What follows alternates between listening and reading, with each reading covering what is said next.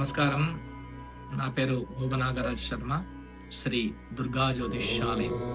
ముఖ్యంగా ఇప్పుడు రాబోయేటువంటి శరన్నవరాత్రులు సెప్టెంబర్ 22 సోమవారం మొదలుకొని అక్టోబర్ 2 గురువారం విజయదశమి వరకు కూడా శరన్నవరాత్రులు.